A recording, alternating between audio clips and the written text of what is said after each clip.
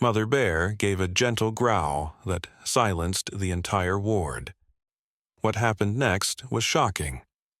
Let us know where you're watching from. If you love my content, consider supporting it with a super thanks.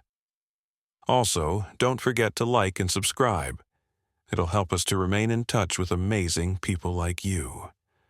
The rain drummed against the windows of St. Mary's Hospital, like tiny fingers tapping out a nervous rhythm.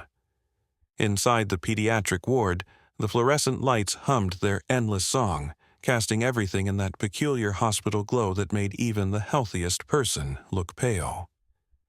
The smell of disinfectant mixed with something else tonight. Something wild and earthy that seemed to drift through the sealed windows. Nurse Iris Chen had been working the night shift for 3 years, but she'd never experienced anything quite like this evening. The children in the ward were restless, more restless than she'd ever seen them. Baby Oliver, just 2 days old, hadn't stopped crying since his mother had gone home to rest. His tiny fists punched at the air as if he were fighting something invisible, something only he could sense. "Come on, little one," Iris whispered, gently lifting the baby from his crib. His cries echoed through the quiet corridor, bouncing off the sterile walls and somehow seeming to carry further than they should. The sound was raw, primal in a way that made her chest tight with an emotion she couldn't name. At the far end of the ward, 12-year-old Marcus sat up in his bed, his broken leg elevated in traction. He'd been watching the rain streak down the window for hours, but now something else had caught his attention. Through the glass, barely visible in the dim light of the parking lot, he could see shapes moving near the tree line that bordered the hospital grounds. "Nurse Iris," Marcus called out, his voice cutting through baby Oliver's cries. "There's something out there." Iris looked up from the baby, who had suddenly gone quiet in her arms. The silence was almost more unsettling than the crying had been. Oliver's dark eyes were wide and alert, staring toward the same window Marcus was watching. It was as if the baby could sense something that the adults couldn't. "What do you see, honey?" Iris asked, walking toward Marcus's bed while still holding Oliver. I think there's animals out there, big ones." Marcus pressed his face against the cool glass, his breath fogging the window. "They're not moving like dogs or cats. They're moving like—" The lights in the parking lot flickered once, twice, then held steady. In that brief moment of darkness, Iris saw them too. 3 dark shapes moving slowly across the wet pavement, their forms low to the ground but unmistakably large. One was smaller than the others, limping slightly as it tried to keep up. Oliver made a soft cooing sound in her arms, the first peaceful noise he'd made all evening. The baby's tiny hand reached toward the window, fingers splaying against the glass as if he were trying to touch something beyond it. "Those aren't dogs," Iris whispered, her voice barely audible. Her heart began to race as she realized what she was seeing. Marcus, get back from the window, slowly. But Marcus was transfixed. The injured smaller shape had collapsed near the edge of the parking lot, and the 2 larger shapes were circling it protectively. Even from this distance, even in the dim light, there was no mistaking what they were seeing. Bears. A family of bears, and one of them was hurt. The baby in Iris's arms made another soft sound, almost like a sigh, and something impossible happened. The larger of the 2 bears, clearly the mother, lifted her massive head and looked directly at the hospital window. For a moment that seemed to stretch into eternity, the bear's eyes met Iris's through the glass. Then the mother bear opened her mouth and made a sound that Iris had never heard before. Not a roar, not a growl, but something in between. Something gentle yet powerful enough to vibrate through the building's walls. The sound seemed to wrap around the ward like a blanket, and every child in every room fell silent. Baby Oliver's eyes fluttered closed, and for the first time in hours, he slept peacefully in Iris's arms. But Iris herself was wide awake, her entire body trembling as she watched the scene unfolding in the parking lot. The injured cub was trying to stand, supported by what appeared to be its sibling, while the mother bear continued to watch the hospital with an intelligence that made Iris's breath catch in her throat. Something was happening here. Something that would change everything she thought she knew about the world, about the thin line between wild and tame, between human and animal. And baby Oliver, sleeping peacefully in her arms, seemed to be at the center of it all. The silence stretched on for what felt like hours, but was probably only minutes. Iris found herself unable to move, unable to look away from the bear family in the parking lot. The mother bear hadn't taken her eyes off the hospital window either, and there was something almost human in her gaze. Something that spoke of understanding, of recognition. "Nurse Iris," Marcus whispered, his voice so quiet she almost didn't hear him. "The baby. Look at the baby." Iris glanced down at Oliver in her arms, and her breath caught in her throat. The infant's eyes were open again, but they weren't the unfocused eyes of a newborn. They were alert, tracking something, following movement that only he could see. His tiny hand was still pressed against the window, and as Iris watched in amazement, the baby's fingers began to move in a slow, rhythmic pattern against the glass. Tap, tap, tap, tap. It was almost like Morse code, but softer, more musical. And impossibly, the injured cub in the parking lot lifted its head at each tap, as if it could hear the sound through the glass, through the rain, through the distance that separated them. "This isn't possible," Iris breathed, but even as she said it, she knew she was witnessing something that defied everything she'd learned in nursing school, everything she thought she understood about newborns and their capabilities. Dr. Sarah Winters chose that exact moment to walk into the ward, her footsteps echoing in the unusual quiet. She was making her evening rounds, clipboard in hand, completely unaware of the drama unfolding at the window. Dr. Winters was known for her no-nonsense approach to medicine, her belief that everything had a logical, scientific explanation. "Iris, why is it so quiet in here?" Dr. Winters asked, glancing around the ward with surprise. "I could hear baby Oliver crying from 3 floors up just an hour ago." "Doctor, you need to see this," Iris said, her voice tight with emotion. She nodded toward the window, still holding Oliver, still watching the baby's strange finger movements against the glass. Dr. Winters approached the window with the skeptical expression she wore whenever someone suggested something that couldn't be found in a medical textbook.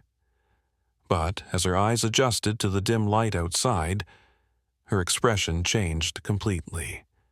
The clipboard slipped from her fingers and clattered to the floor. "Dear God," she whispered, "are those—" "Bears," Marcus confirmed, his young voice carrying a wisdom that seemed far beyond his 12 years. "A mother and 2 cubs. One of them is hurt." Dr. Winters stood frozen for a moment, her medical training warring with what she was seeing. Then her professional instincts kicked in. She reached for her phone, probably to call security, but Iris caught her arm. "Wait," Iris said urgently. "Don't call anyone yet, just watch."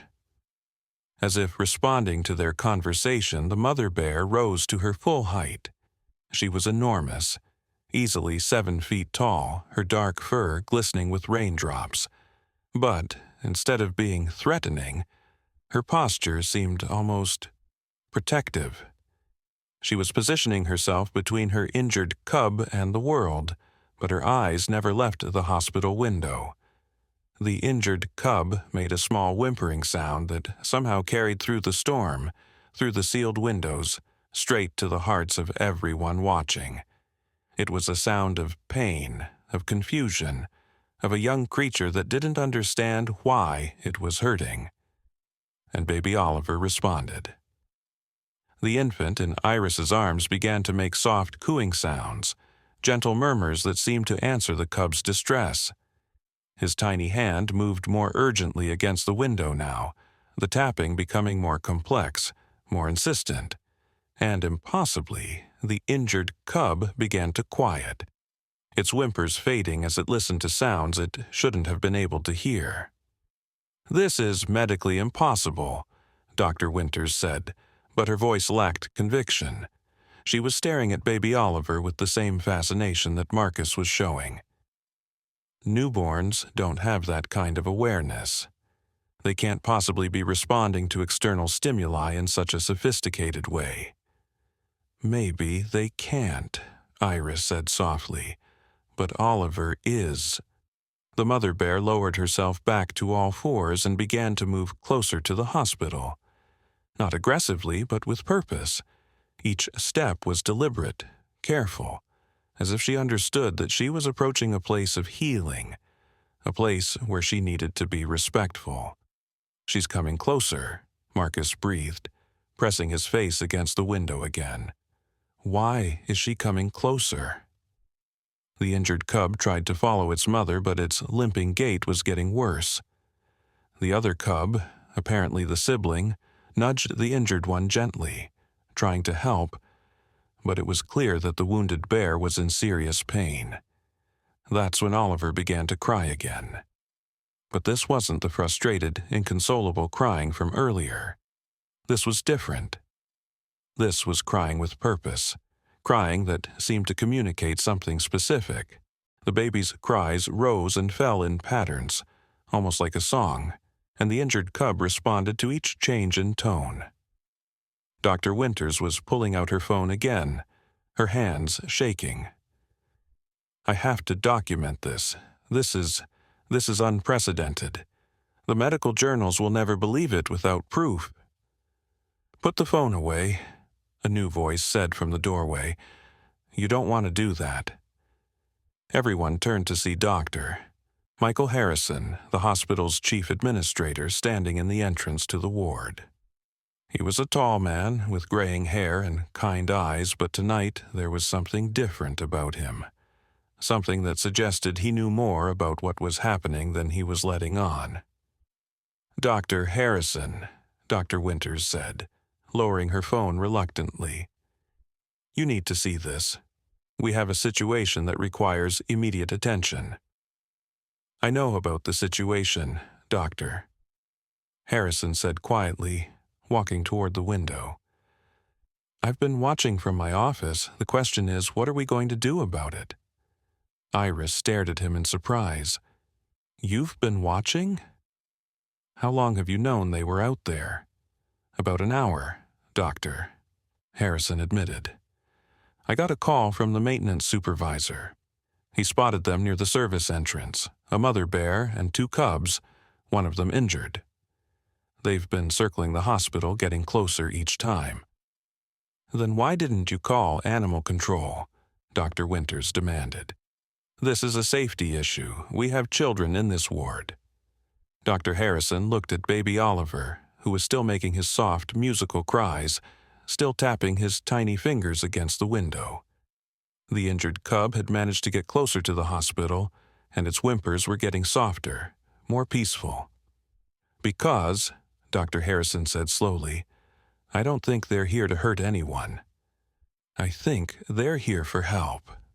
The words hung in the air like a challenge to everything they thought they knew about wild animals, about the boundaries between species, about what was possible in the sterile, controlled environment of a hospital. Marcus sat up straighter in his bed, his young mind grasping something that the adults were struggling to accept. "The baby bear is hurt," he said simply, "and baby Oliver knows. He's trying to help." As if to confirm Marcus's words, Oliver's cries suddenly changed again.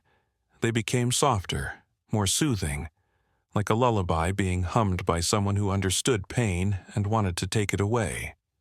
The injured cub stopped whimpering entirely and lay down on the wet pavement, its head turned toward the hospital window, listening. "This is impossible," Dr. Winters whispered, but she was crying now, tears streaming down her face as she watched the incredible connection forming between a 2-day-old human baby and an injured bear cub. The mother bear took another step closer to the hospital, and this time she made that sound again. That gentle growl that had silenced the entire ward. But now Iris could hear something else in it, something that made her heart break and soar at the same time. It was the sound of a mother asking for help. And somehow, impossibly, baby Oliver was answering. The weight of that realization settled over everyone in the room like a heavy blanket. Dr. Harrison moved closer to the window, his administrative mask slipping to reveal something raw and vulnerable underneath. He pressed his palm against the glass, mirroring baby Oliver's tiny hand on the other side. 37 years, he whispered, his voice barely audible. 37 years I've been working in hospitals, and I've never seen anything like this. Iris felt Oliver shift in her arms, the baby's body relaxing in a way that seemed to mirror the injured cub's growing stillness. The connection between them was becoming stronger, more tangible, as if invisible threads were weaving through the rain-soaked air between the hospital and the parking lot. "Dr. Harrison," Dr. Winters said, wiping the tears from her cheeks, "we need to call someone. Wildlife Services, Animal Control, someone who knows how to handle this situation." "And tell them what exactly?" Dr. Harrison turned from the window, his eyes reflecting a pain that Iris had never seen in him before. That a newborn baby is communicating with an injured bear cub? That a mother bear is standing in our parking lot asking for help? They'll think we've all lost our minds. Marcus shifted in his bed, wincing as his broken leg moved against the traction. "Maybe we have lost our minds," he said thoughtfully.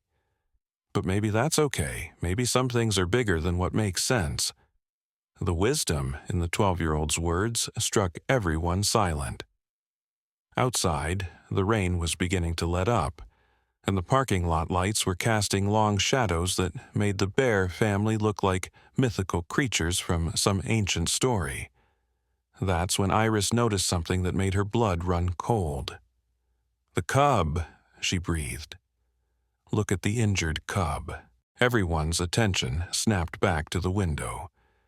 The smaller bear had managed to drag itself even closer to the hospital, but now it wasn't moving at all. Its breathing was shallow, labored, and even from this distance they could see dark patches on its fur that looked suspiciously like blood. "It's dying," Dr. Winters said, her medical training taking over. "Whatever happened to it, it's losing too much blood. It won't survive the night without treatment." Baby Oliver's cries suddenly became urgent, almost frantic. His tiny body arched in Iris's arms as if he were trying to reach through the glass, through the distance to touch the injured animal. The sound was heartbreaking. Not just a baby's cry, but something deeper, more primal. The mother bear heard it too. She lifted her massive head and looked directly at the window where they were standing, and for a moment that seemed to stretch into eternity, her eyes locked with baby Oliver's. Then she did something that defied every nature documentary, every scientific study about wild animal behavior. She stood up on her hind legs and placed her front paws against the side of the hospital building. "Dear God," Dr. Harrison whispered, "she's asking us to help her baby."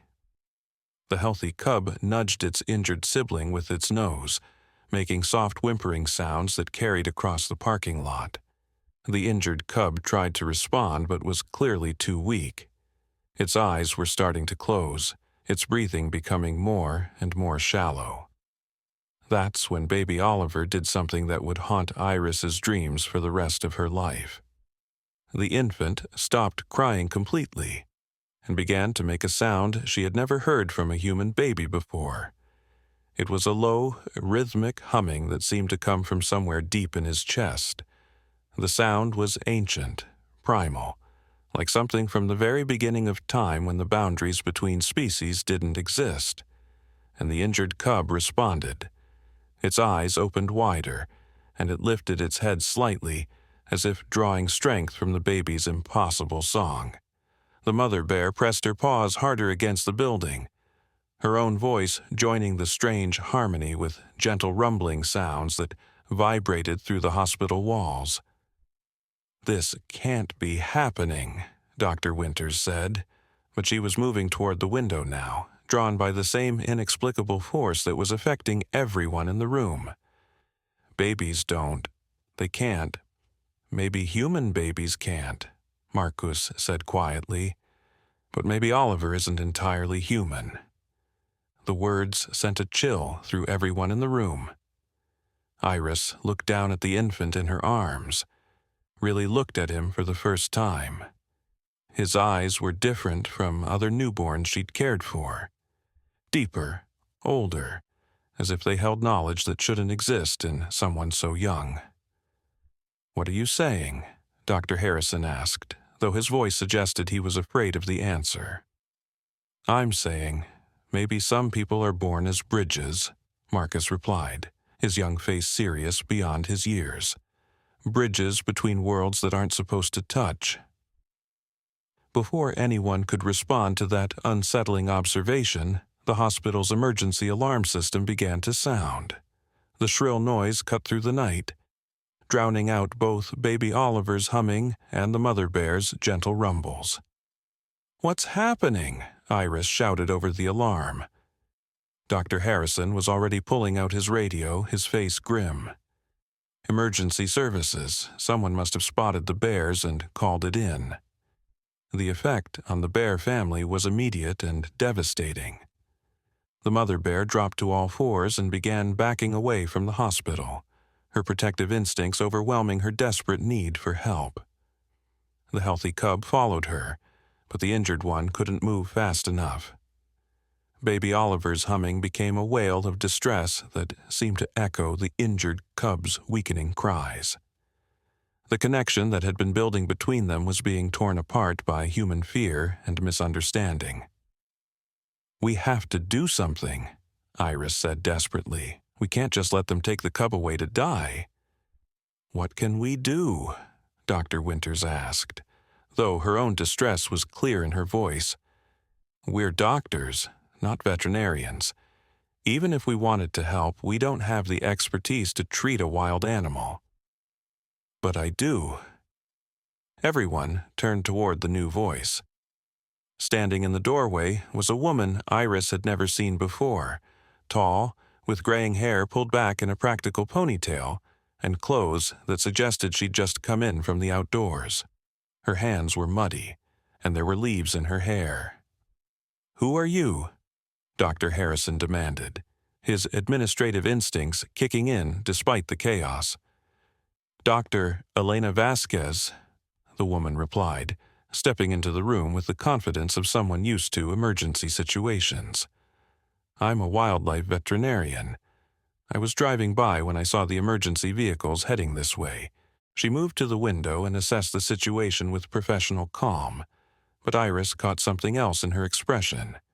Recognition, as if she'd seen something like this before. "The cub has been shot," Dr. Vasquez said matter-of-factly. "Probably by someone who thought they were protecting their property. The bullet is still in there, and it's causing internal bleeding." "Can you save it?" Marcus asked, his young voice cutting straight to the heart of the matter. Dr. Vasquez looked at the injured animal, then at baby Oliver, who was still making those impossible humming sounds, still reaching toward the window with his tiny hand. "Maybe," she said slowly. "But I'd need to operate immediately, and I'd need to do it here. Moving the cub would kill it, and the mother won't let anyone near it unless—" She trailed off, her eyes fixed on baby Oliver with an intensity that made Iris's skin crawl. "Unless what?" Dr. Harrison prompted. Dr. Vasquez turned to face them all, and there was something in her eyes that suggested she knew far more about what was happening than she was letting on. "Unless the baby comes with me," she said quietly. "The cub won't survive without that connection. Whatever bond has formed between them, it's the only thing keeping the injured animal alive right now." The silence that followed was deafening. Outside, the emergency vehicles were getting closer, their sirens mixing with the alarm system to create a cacophony of human fear and misunderstanding. The mother bear was continuing to back away, torn between protecting her family and saving her injured cub. "You're asking me to take a 2-day-old baby outside into a storm to help perform surgery on a wild animal," Iris said, her voice shaking with the impossibility of it all. "I'm asking you to save 2 lives," Dr. Vasquez replied, "because if that cub dies, the trauma will kill the baby too. The connection between them goes both ways." Baby Oliver's humming suddenly stopped, and in the silence that followed, they could all hear the injured cub's breathing becoming more and more labored. Time was running out, and whatever decision they made would change everything, not just for the bears, but for baby Oliver, and possibly for their understanding of what it meant to be human. The emergency vehicles were pulling into the parking lot now, their lights flashing red and blue against the hospital walls. In minutes, the bear family would be scattered. The injured cub would be dead, and baby Oliver would be just another newborn in just another hospital ward. Unless they did something that defied every rule, every protocol, every rational thought they'd ever had. "We have to decide now," Dr. Vasquez said urgently, "before it's too late for all of them." The flashing red and blue lights from the emergency vehicles cast eerie shadows across the ward, making everything feel surreal, like a dream that had somehow become too real to wake up from. Iris clutched baby Oliver tighter to her chest, feeling his tiny heart beating rapidly against her palm. The infant had gone completely quiet now, but his eyes remained fixed on the window, on the injured cub that was fighting for its life in the parking lot. Dr. Harrison was the first to break the silence. "This is insane," he said, but his voice lacked conviction. "We could lose our licenses, our careers, everything we've worked for." "And if we don't act," Dr. Vasquez replied, "we'll lose something far more important. We'll lose the chance to witness something that happens maybe once in a lifetime, maybe once in a century." Marcus struggled to sit up straighter in his bed, his young face intense with determination. "My grandfather used to tell me stories," he said suddenly.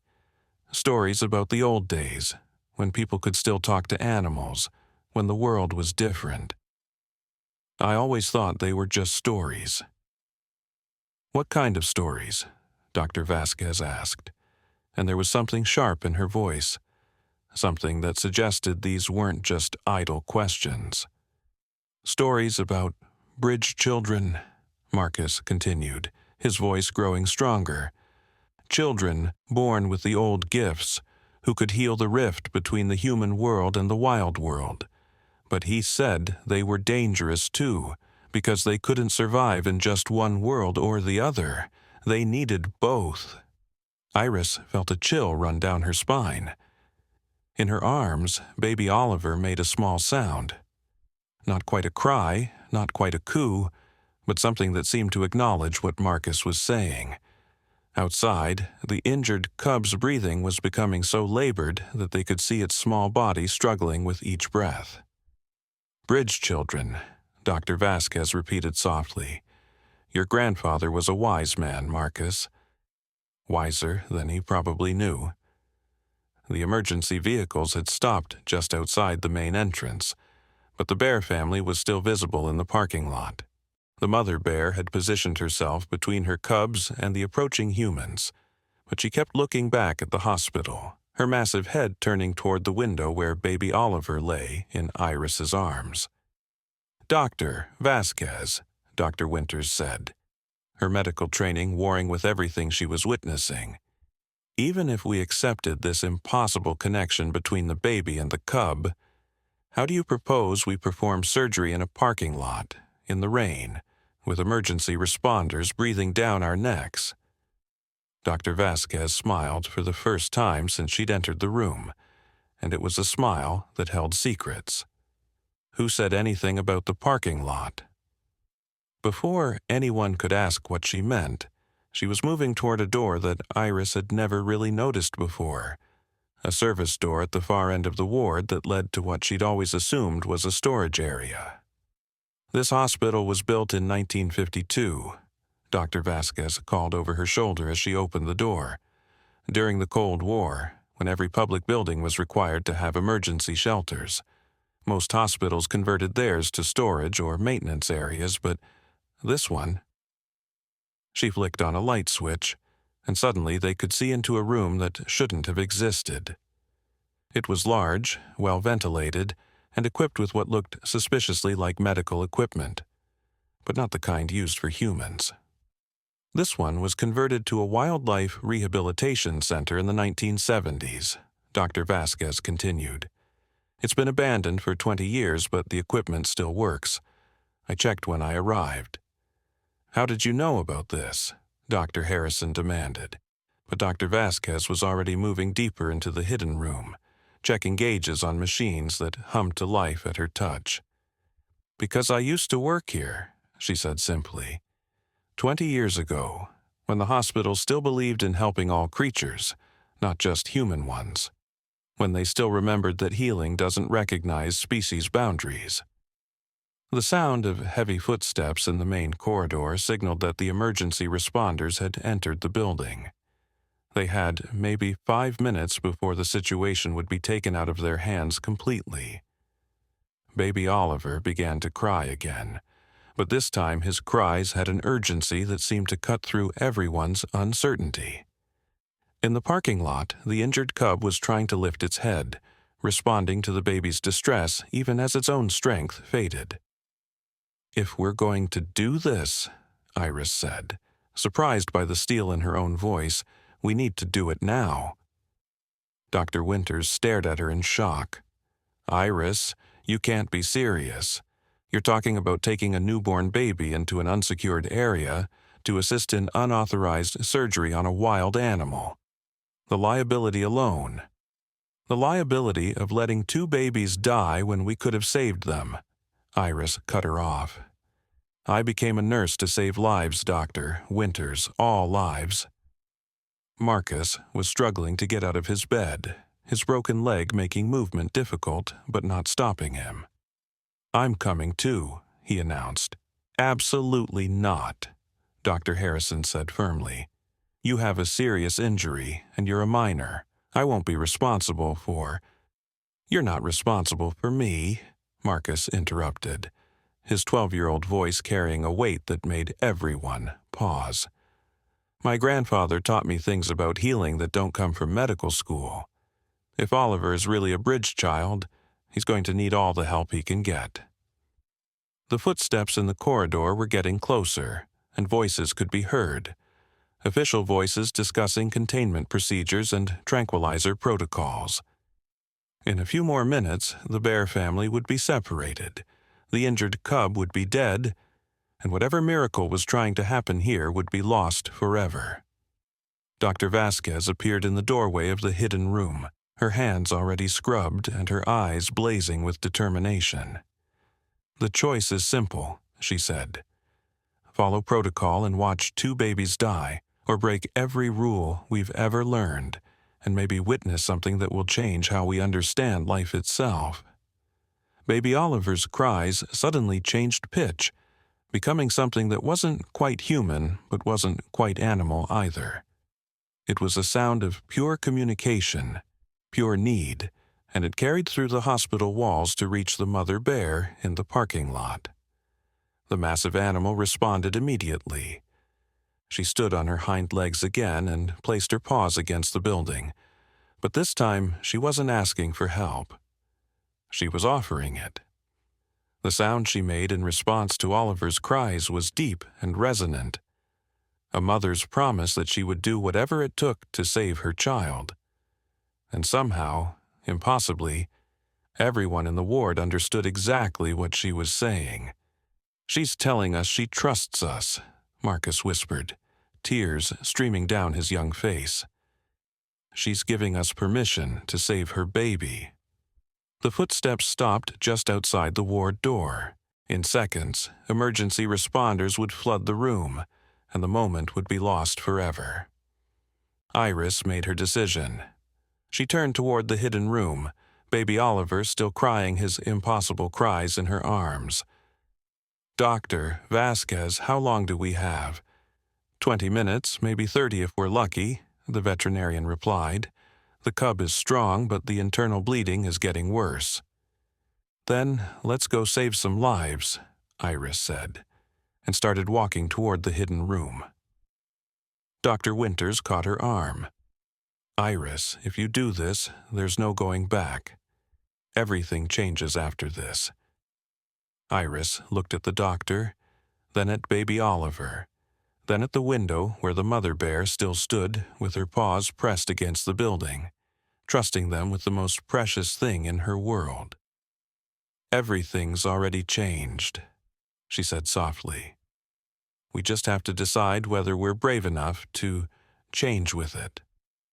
Dr. Harrison was quiet for a long moment, listening to the voices getting closer in the hallway. Then he moved toward his desk and did something that surprised everyone. He triggered the fire alarm system. Immediately, the building's emergency protocols activated. The elevators shut down, the main doors locked, and evacuation procedures began. The emergency responders outside would be forced to wait while the hospital's own safety systems cleared the building. "That gives us 45 minutes, he said grimly. "After that, the fire department will override the system and come in anyway." Marcus had managed to get himself into a wheelchair and was rolling toward the hidden room. "Then we better make those 45 minutes count." Dr. Winters stood frozen for another moment, her entire worldview crumbling around her. Then she ran toward her medical supply cabinet and began grabbing equipment. "If we're doing this," she said, her voice shaking but determined, "we're going to do it right. Oliver is still my patient, and I won't let anything happen to him." As they all moved toward the hidden room, baby Oliver's cries began to take on a different quality.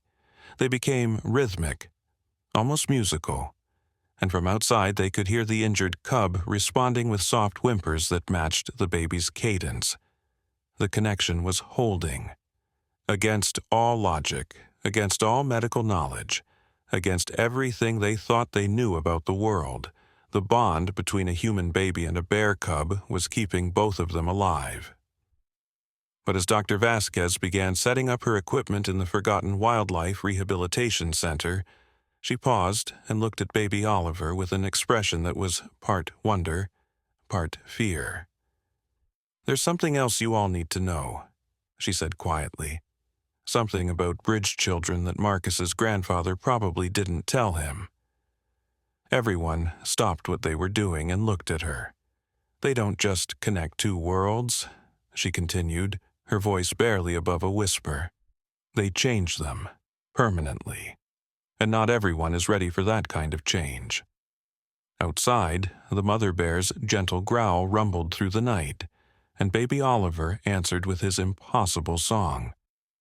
Whatever was about to happen in that hidden room would alter the course of not just their lives, but the very nature of what it meant to be human, to be wild, to be alive in a world where the boundaries between species were about to disappear forever. The Hidden Wildlife Rehabilitation Center was larger than any of them had expected, stretching deep underneath the hospital's foundation.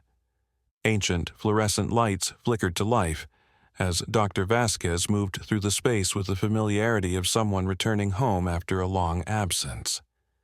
The air smelled of disinfectant and something else, something wild and earthy that seemed to pulse with life. "How is this possible?" Dr. Winters breathed, staring at equipment that should have been obsolete but hummed with quiet efficiency.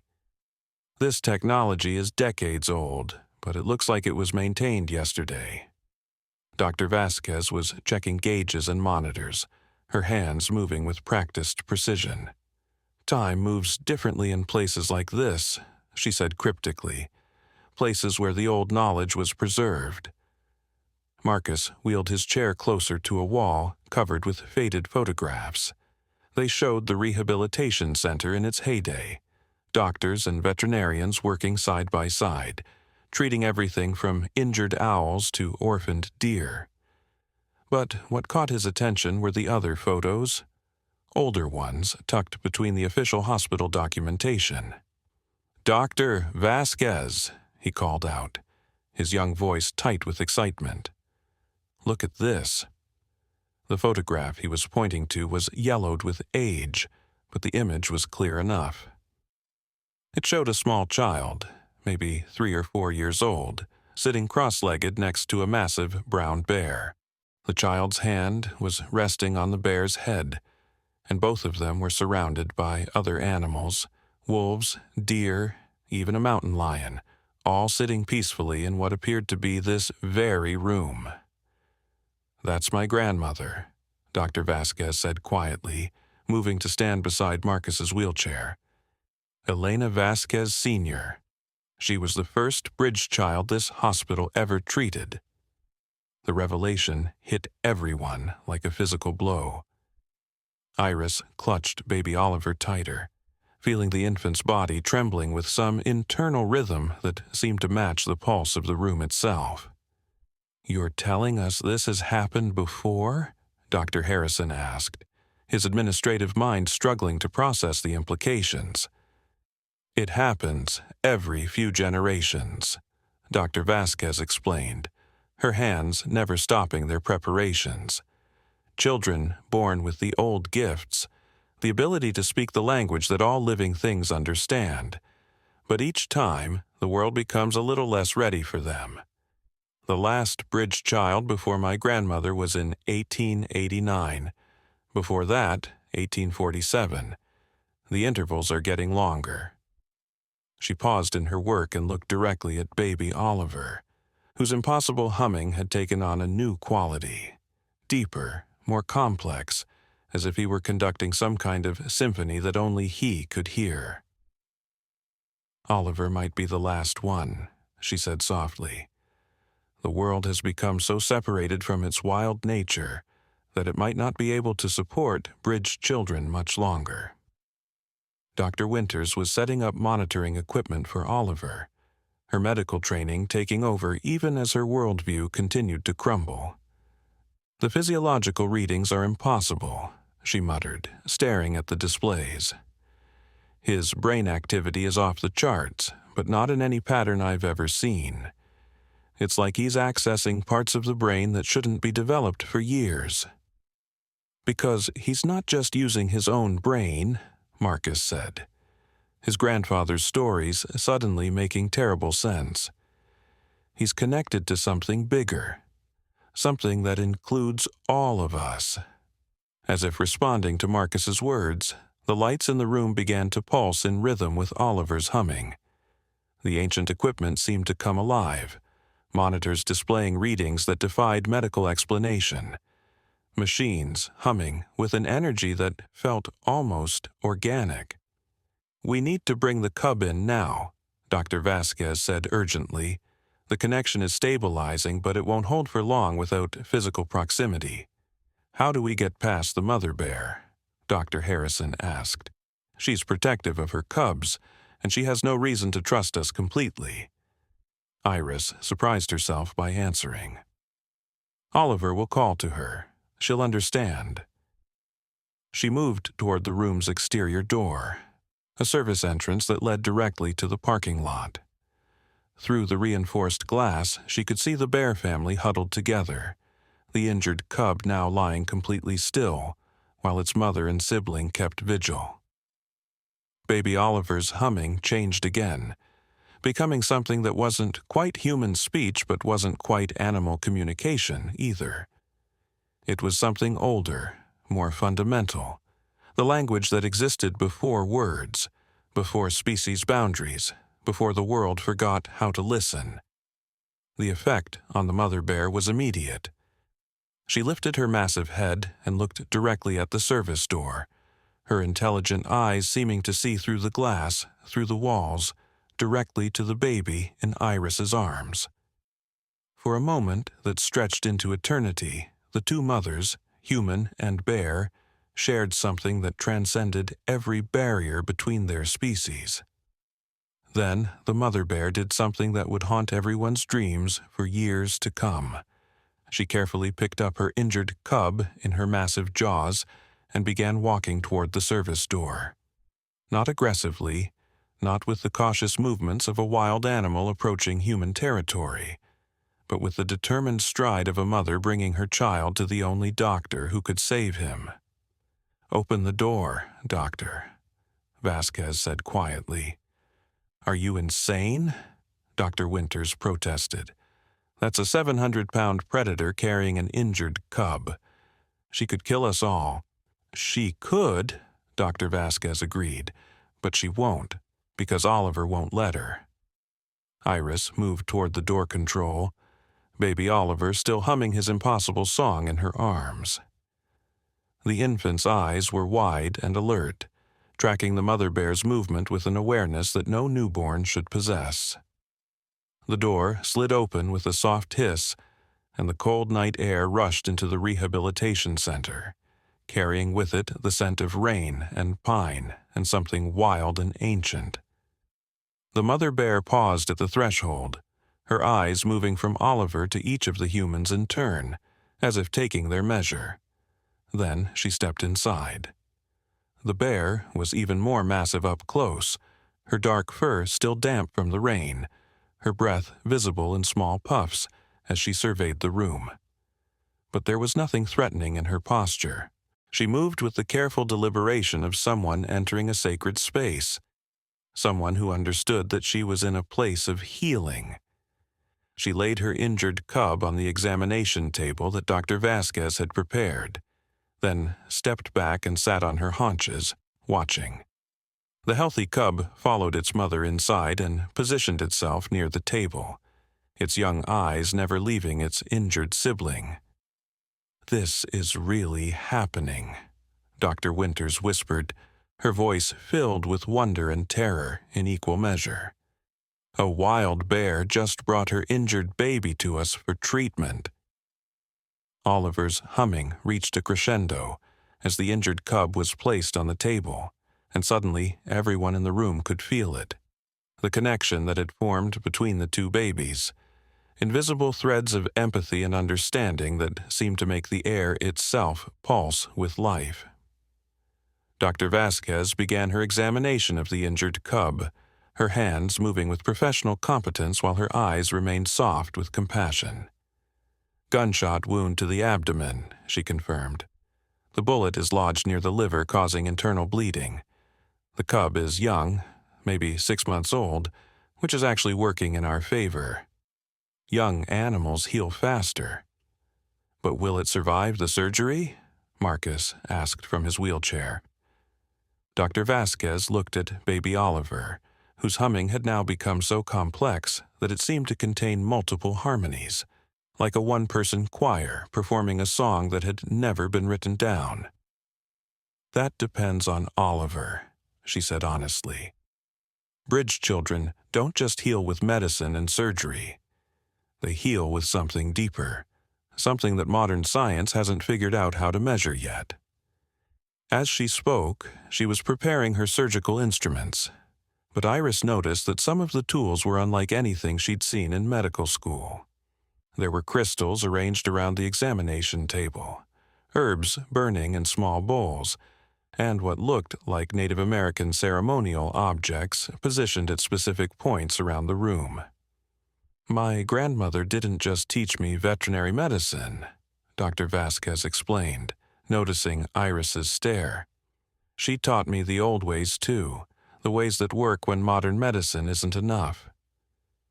The injured cub was barely breathing now, its small body struggling with each inhalation.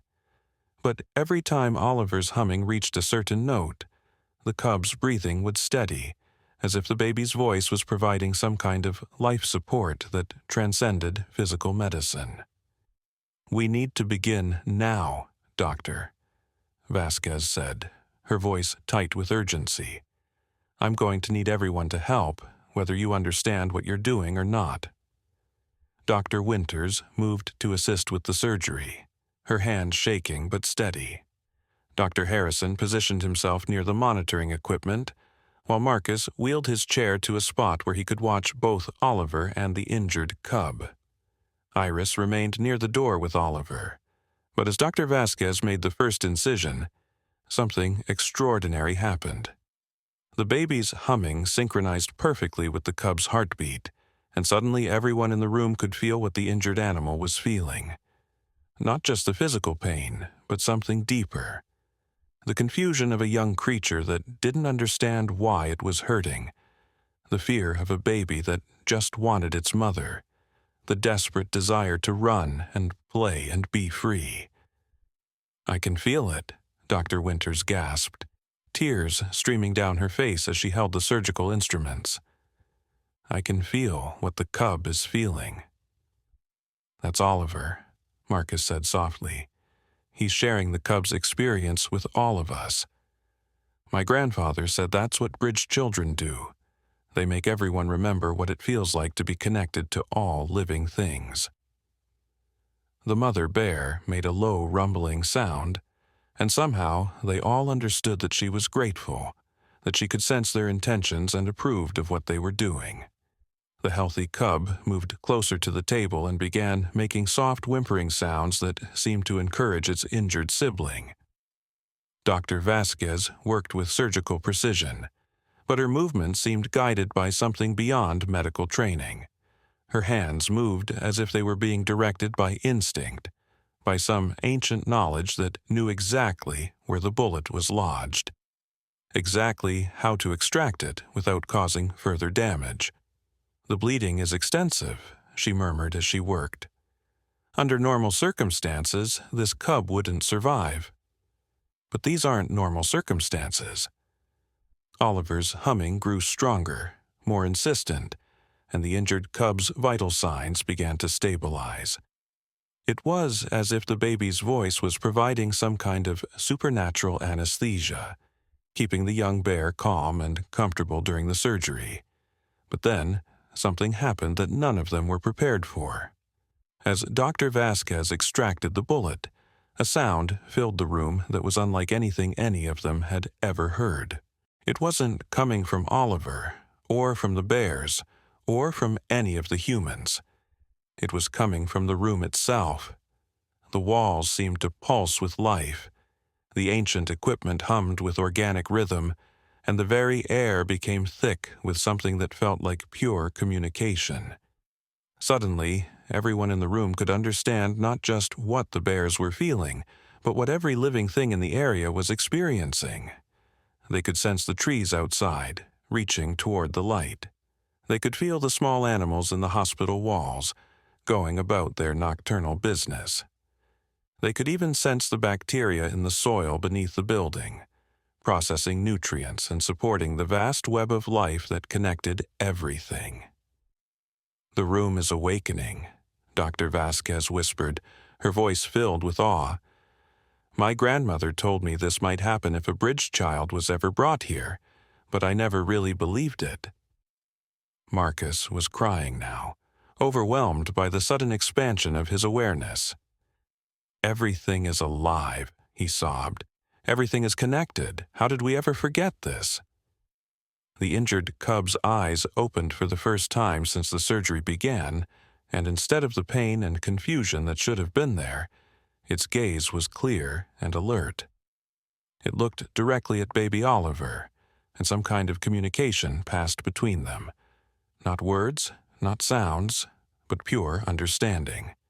Then the cub did something that defied every law of nature that any of them knew.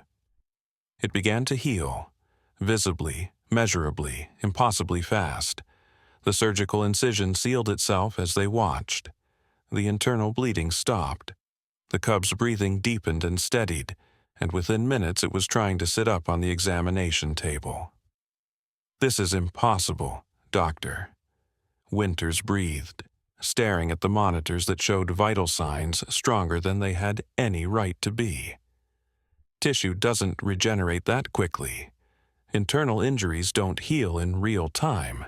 They do, Dr. Vasquez said quietly, when love is strong enough to override the laws of physics.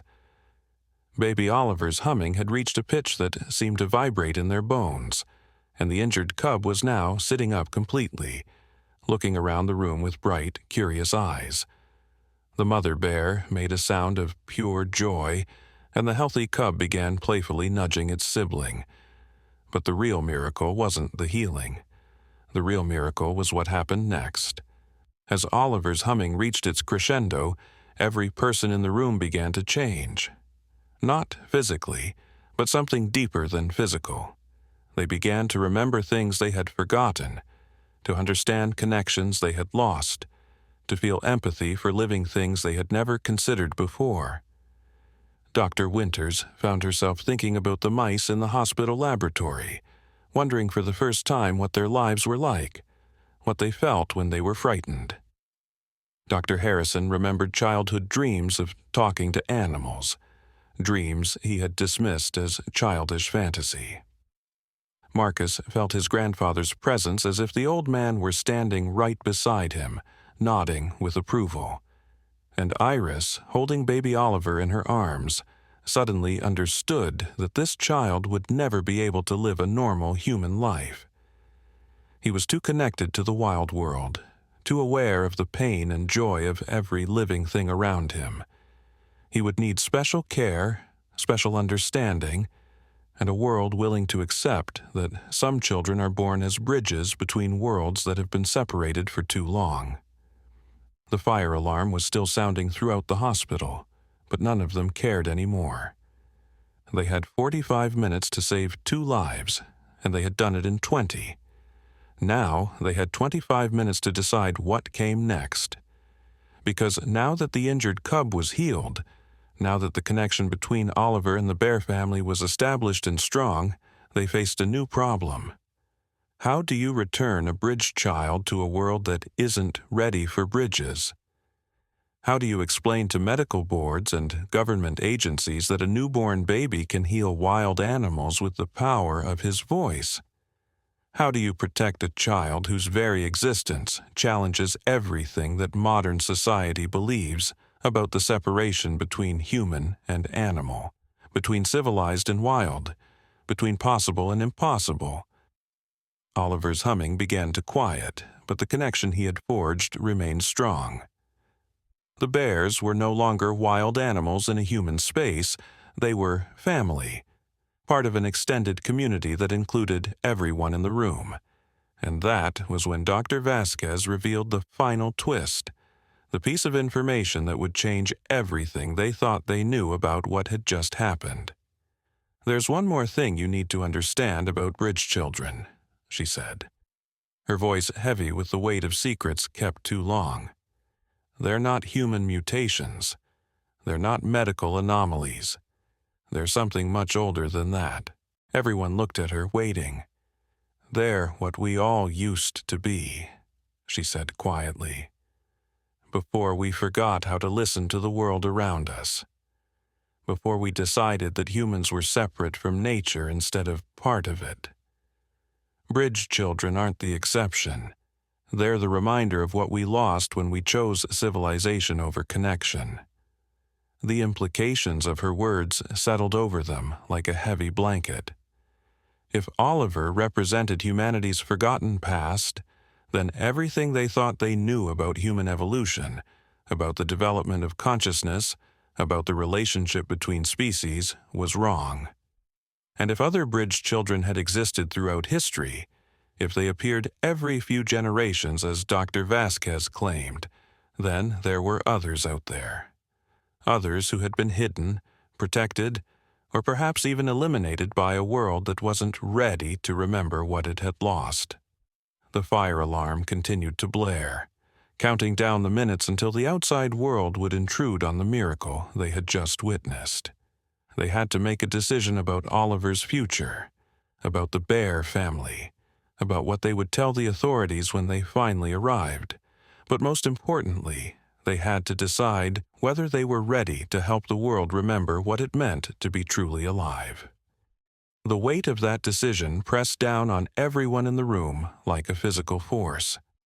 The fire alarm continued its relentless countdown, but now it felt less like a warning and more like a timer on the last moments of the old world, the world where humans and animals lived in separate spheres, where miracles were dismissed as impossible, where children like Oliver were anomalies rather than reminders of what humanity had lost. Dr. Vasquez moved to shut down the surgical equipment, but her hands paused over the controls. "There's something else," she said, her voice barely audible over the alarm. "Something my grandmother made me promise to tell any bridge child I ever encountered." Oliver had stopped humming, but the silence that followed was somehow more powerful than his impossible song had been. The injured cub, now completely healed and sitting upright on the examination table, was watching the baby with eyes that held far more intelligence than any 6-month-old bear should possess. "Tell us," Iris said, though part of her wasn't sure she was ready for any more revelations. Dr. Vasquez looked at each of them in turn, her gaze lingering longest on Oliver. Bridge children don't just appear randomly throughout history. They come when the world is approaching a critical point, when humanity is in danger of losing its connection to the natural world permanently. Marcos wheeled his chair closer, his young face grave with understanding that seemed far beyond his 12 years. "You're saying Oliver is here because we're running out of time." "The last bridge child before my grandmother was in 1889, Dr. Vasquez continued. "That was when the Industrial Revolution was reaching its peak, when humans were beginning to think of themselves as separate from and superior to nature. The bridge child then, a little girl named Sarah, helped to prevent what could have been an ecological disaster that would have changed the course of human history." Dr. Winters was staring at the monitors that were still tracking Oliver's impossible vital signs. "What kind of disaster?" "The kind that's happening now," Dr. Vasquez said grimly. "Climate change, mass extinction, the destruction of ecosystems that have existed for millions of years, but accelerated, compressed into a time frame that would have made recovery impossible." The mother bear made a low rumbling sound, and somehow they all understood that she was affirming what Dr. Vasquez was saying. The healthy cub moved to sit next to its healed sibling, and both young bears watched the humans with expressions that suggested they understood far more about the conversation than should have been possible. "So, Oliver isn't just a bridge between species," Dr. Harrison said slowly, his administrative mind working through the implications. "He's a bridge between possible futures." "Exactly." Dr. Vasquez began packing away her surgical instruments, but her movements were careful, reverent, as if she were handling sacred artifacts. "And that's why what happens in the next 20 minutes will determine not just Oliver's fate, but the fate of every living thing on this planet." The alarm system suddenly changed pitch, indicating that the automatic lockdown would be ending soon. Through the small window in the service door, they could see flashlight beams moving across the parking lot as emergency responders prepared to enter the building. "We have 3 choices," Dr. Vasquez said, her voice taking on the crisp authority of someone who had thought through every possible scenario. "We can try to hide what happened here, return the bears to the wild, and raise Oliver as a normal human child, hoping that his abilities remain dormant." "What would happen then?" Iris asked, though she suspected she already knew the answer. "Oliver would die," Dr. Vasquez said bluntly. "Not physically, but spiritually. Bridge children can't survive without connection to the natural world, and the world would lose its last chance to remember what it's forgotten." The second option was equally grim. "We could turn Oliver over to the authorities, document what happened here, and hope that science can eventually understand what we've witnessed. They'd treat him like a laboratory specimen, Marcus said, his voice tight with anger. They'd try to study him, figure out how to replicate his abilities, turn his gift into a weapon or a tool. And the third option? Dr. Harrison asked, though he seemed to already know that it would be the most difficult choice of all. Dr. Vasquez looked at the Bear family, then at Oliver, then at each of the humans who had chosen to break every rule to save 2 babies. We disappear. All of us. We take Oliver and the Bear family somewhere safe, somewhere they can grow up together, and we help train the next generation of bridge children. The next generation? Dr. Winters gasped. You're saying there will be more? If Oliver survives, if he's allowed to develop his abilities properly, he'll be able to awaken the dormant bridge consciousness in other children. Not many, but enough to begin healing the rift between humanity and the natural world. The implications were staggering. They weren't just talking about saving 1 baby and 1 bear cub. They were talking about fundamentally changing the future of human consciousness, about returning to a way of being that most people thought of as mythology. Where would we go? Iris asked, surprising herself by already thinking in terms of we rather than you. My grandmother established sanctuaries, Dr. Vasquez replied. Hidden places where bridge children and their animal companions could grow up safely, away from a world that wasn't ready for them. There are others like us, people who have been waiting for another bridge child to appear. Oliver made a soft cooing sound, and the healed bear cub responded with a gentle whimper. The communication between them had evolved beyond the desperate connection of the healing session. Now it was the comfortable conversation of friends, of siblings, of beings who understood each other on a level that transcended species. How many people are we talking about? Dr. Harrison asked, his practical mind already working through the logistics of such an impossible undertaking. Enough, Dr. Vasquez said simply. Teachers, doctors, engineers, farmers, artists, people from every walk of life who never stopped believing that humans and animals could live in harmony. People who have been preparing for this day for decades. The flashlight beams outside were getting closer, and they could hear voices now. Official voices discussing search patterns and containment protocols. The outside world was about to intrude on their miracle, and once it did, the choice would be taken away from them. Marcus was crying again, but this time his tears seemed to be tears of joy rather than overwhelming emotion. My grandfather always said I'd know when it was time, he whispered. He said I'd know when the old ways needed to return. Marcus, you can't possibly be considering this, Dr. Winters said, but her voice lacked conviction. You're 12 years old, you have a family, a life, a future ahead of you. I have a broken leg that isn't healing right, Marcus replied, his young voice steady with determination. The doctors say I might never walk normally again, but if I go with Oliver, if I learn the old ways, he didn't need to finish the sentence. They could all see what he was thinking. In a world where a baby's song could heal a dying bear cub, where love could override the laws of physics, what other miracles might be possible? Dr. Winters was staring at Oliver with an expression that was part fear, part longing. The medical implications alone, she murmured. If we could understand how he does what he does, if we could learn to replicate it. You can't replicate love, Dr. Vasquez said gently. You can't manufacture empathy or mass-produce compassion. Oliver's gift isn't something that can be studied and duplicated. It's something that has to be lived, experienced, shared. The alarm system gave a final warning tone, indicating that the lockdown would end in exactly 5 minutes. 5 minutes to make a decision that would change not just their lives, but potentially the future of life on Earth. Iris looked down at Oliver in her arms.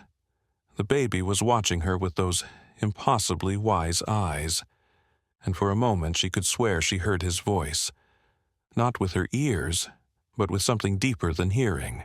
"Choose," the voice seemed to say. "Choose what kind of world you want to live in."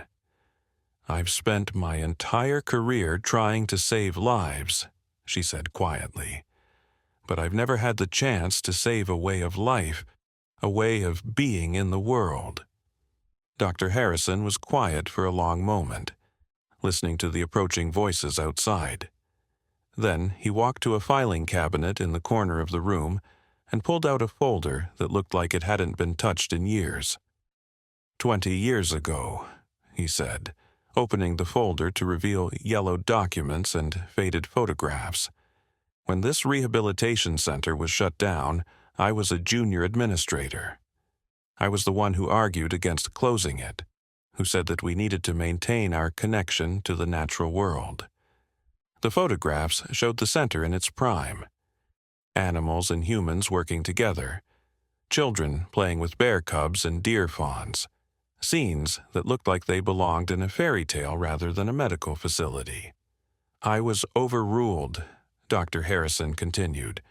"The board said it was too expensive, too risky, too outside the scope of modern medicine, but I never stopped believing they were wrong." He closed the folder and looked at each of them in turn. "I've spent 20 years as an administrator, following rules and protocols and procedures. But before that, I was a doctor. I took an oath to do no harm, to heal where I could, to help where I was needed." The voices outside were getting louder, more urgent. Flashlight beams were starting to probe the edges of the service door. "Oliver needs us," Dr. Harrison said simply. "Not just to protect him, but to help him fulfill his purpose. And maybe, just maybe, the world needs us to remember what we've forgotten." The mother bear stood up and moved to the service door, positioning herself between her cubs and the approaching humans. But there was no aggression in her posture, only protective alertness.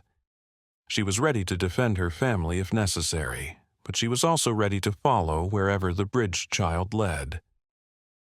"We have 2 minutes," Dr. Vasquez said urgently.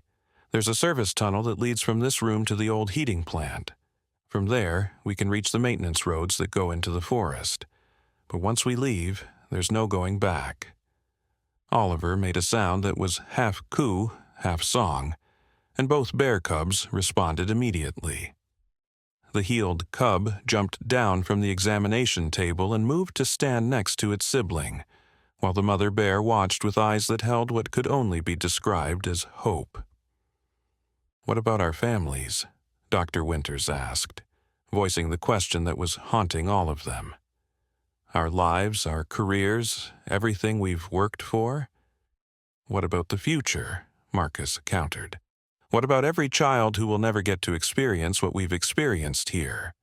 What about every animal that will go extinct because humans forgot how to listen?" The service door handle rattled as someone tested it from the outside. They were out of time for debate, out of time for weighing options and considering consequences. They had to choose. Now, Dr. Vasquez moved toward a section of the wall that looked solid, but apparently concealed another door. "The tunnel entrance," she explained. "My grandmother showed it to me when I was Marcus's age.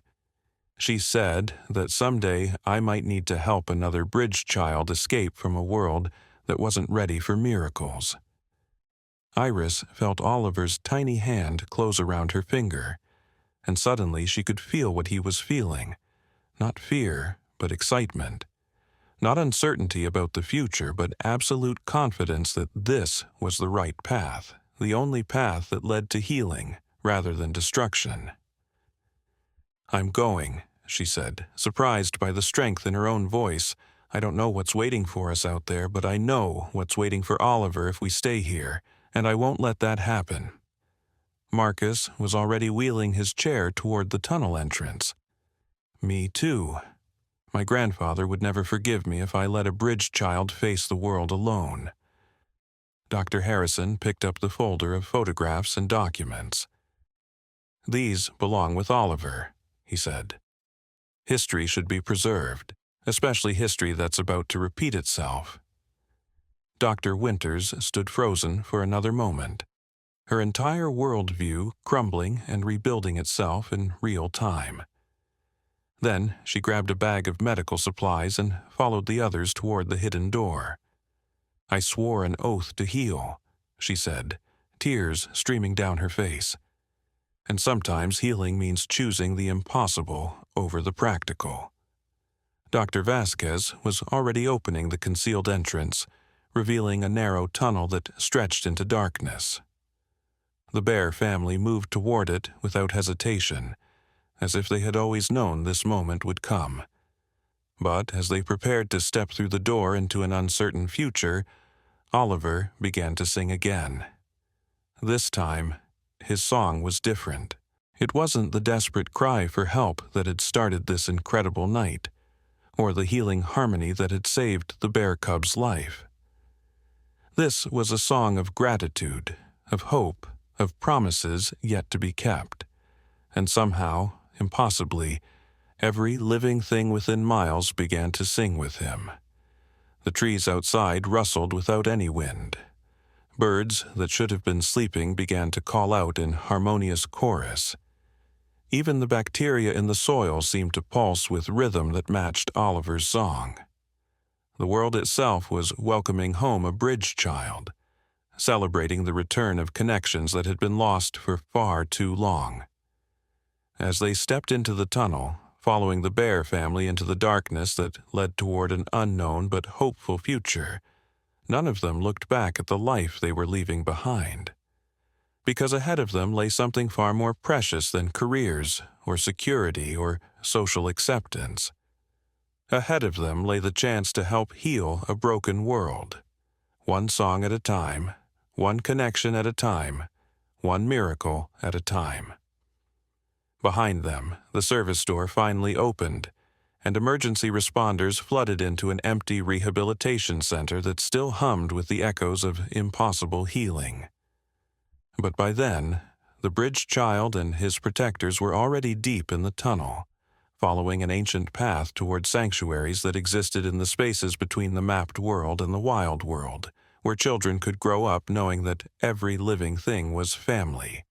And in the distance, carried on the wind like a promise, Oliver's song continued to play, calling other bridge children to remember who they really were, calling the world to remember what it meant to be truly, completely, miraculously alive. 3 months later, in a small-town newspaper buried on page 7, there was a brief article about the mysterious disappearance of several hospital staff members during what was officially reported as a gas leak evacuation. The article mentioned that no bodies were ever found, no evidence of foul play was discovered, and that the hospital's surveillance systems had mysteriously malfunctioned during the incident. What the article didn't mention was the reports that came in over the following weeks from all over the region. Reports of injured animals showing up at veterinary clinics completely healed, with no explanation for their recovery. Reports of children who had been diagnosed with serious illnesses suddenly experiencing miraculous improvements in their conditions.